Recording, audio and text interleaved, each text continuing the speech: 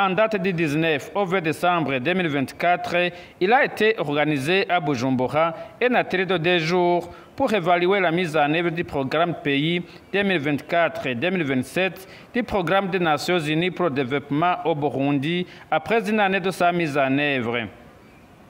Ceci dans le cadre de voir comment le programme cadre du programme des Nations Unies pour le développement contribue à l'atteinte des priorités du Burundi. Étaient conviés dans cet atelier de 2 jours toutes les parties prenantes dans la mise en œuvre de ce programme. Mathieu Chioela, représentant résident du programme des Nations Unies au Burundi, nous parle des domaines principaux dans lesquels le PNUD intervient. C'est un atelier très important pour nous dans le cadre de notre coopération avec le gouvernement. En effet, nous avons élaboré notre programme de coopération avec le gouvernement pour la période 2024 à 2027. Ce programme est aligné à la vision du Burundi pays émergent en 2040 et pays développé en 2060. Il est également aligné au plan national de développement révisé, mais aussi au plan cadre des Nations Unies de coopération durable avec le Burundi.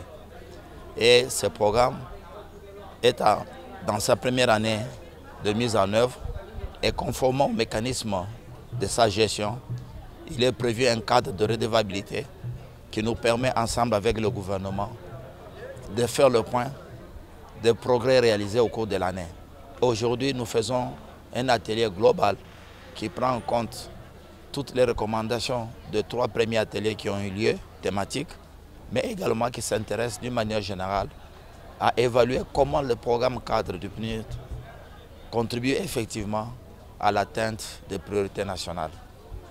Nous avons élaboré ensemble le plan cadre des Nations Unies et nous avons, à partir du plan cadre, retenu pour le PNUD 3 domaines principaux. Le premier domaine, ou le premier axe de notre collaboration, c'est comment soutenir la croissance pour qu'elle soit durable et qu'elle puisse s'accélérer.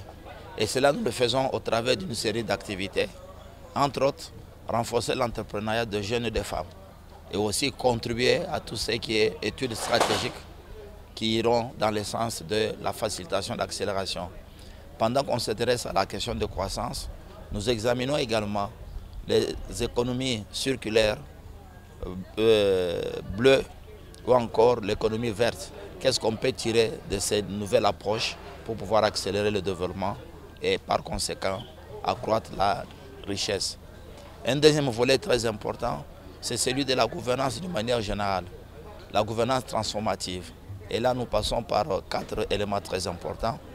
Le premier, c'est la question de l'état de droit et la justice. Le renforcement de l'état de droit, le travail avec la Commission nationale des droits de l'homme.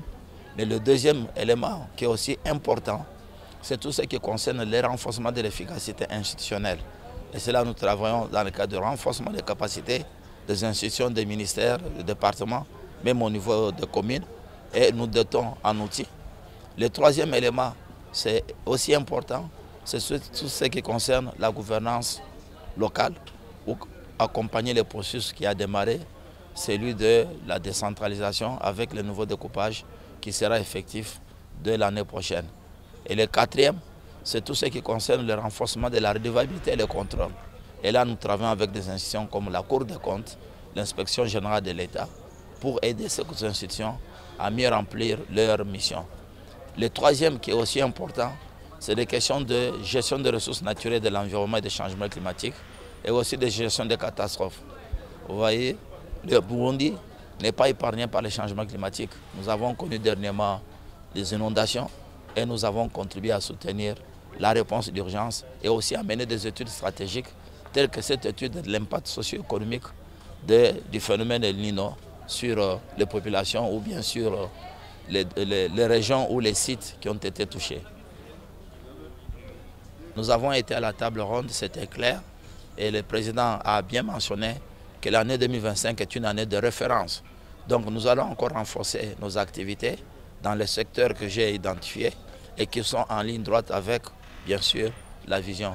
Et c'est ça aussi une des raisons de cet atelier qui se tient, parce qu'au cours des discussions qui vont avoir lieu sur le progrès réalisé, on va également évaluer ou passer en revue les défis et difficultés, il ne manque pas, et voir aussi comment capitaliser sur les leçons et nous fixer des priorités et élaborer des plans de travail pour lesquels nous espérons que d'ici le 15 janvier, tout sera en place pour que nous démarrons la nouvelle année avec nos activités et éviter de cette manière des délais plus longs. Le secrétaire permanent au ministère des Relations extérieures et de la coopération au développement dit que les recommandations ici de cet atelier vont permettre de prendre des mesures appropriées pour maximiser l'accélération de l'atteinte des résultats visés. C'est une bonne occasion d'échanger sur les leçons apprises et les bonnes pratiques à cette nouvelle approche holistique axée sur plusieurs domaines d'intervention complémentaires planifiés dans les plans de travail 2024. Cela va nous permettre aussi de prendre des mesures appropriées pour maximiser l'accélération de l'atteinte des résultats visés dans chaque portefeuille et projet. Le temps qui reste pour arriver en 2027 nous oppose une rigueur sans précédent. D'où la participation active de tout le monde et de rigueur pour définir ensemble les priorités qui nous occuperont au cours de l'année 2025. Permettez-moi de tout ce qui précède de remercier le PNUD pour son appui multiforme qui rapporte au gouvernement et à la population burundaise et qui ne cesse de manifester sa propre volonté de soutenir toute initiative visant la réussite effective du Burundi. Le gouvernement du Burundi, à travers le ministère des Affaires étrangères et de la coopération au développement, apprécie à juste titre le climat d'entente et de coopération existant avec le PNUD et réitère son ferme engagement de jouer pleinement son rôle d'interlocuteur obligatoire auprès des partenaires étrangers du Burundi dont le PNUD pour l'intérêt du peuple burundais. Ce dernier souhaite que tout projet initié dans ce cadre répondrait aux besoins réels de la population avant tout engagement des fonds. Dans le pilotage de ce programme, plusieurs activités ont eu lieu au cours de ces 12 derniers mois.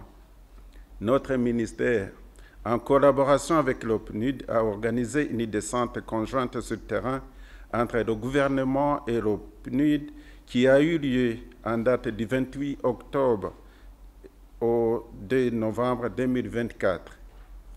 Vous avez tous participé à cette descente qui nous a aidés à apprécier les projets déjà réalisés, mais aussi nous avons pu ensemble constater qu'il existe sur le terrain des réalisations d'importance capitale dans le développement du Burundi, du programme précédent du PNUD qui ne sont pas encore achevés. D'autres projets sont encore juste au stade de démarrage des travaux parce que le démarrage des activités a accusé des retards dus à plusieurs facteurs non justifiés. Malheureusement, d'autres ont été achevés mais ne peuvent pas fonctionner parce que toutes les conditions pour leur démarrage ne sont pas réunies ou encore d'autres ont fonctionné pour quelque temps. Par faute de frais de maintenance, ils ne fonctionnent plus. Quelle perte d'énergie et de moyens. Nous devons tous doubler d'efforts pour la réussite de notre programme.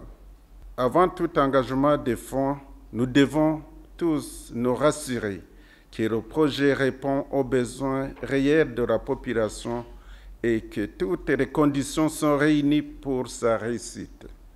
C'est mon souhait ardent qu'en juin 2025, on puisse se retrouver ensemble pour la revue semestrielle avec des résultats perceptibles de ces portefeuilles, notamment avec des améliorations très significatives dans les domaines identifiés dans chaque portefeuille et projet.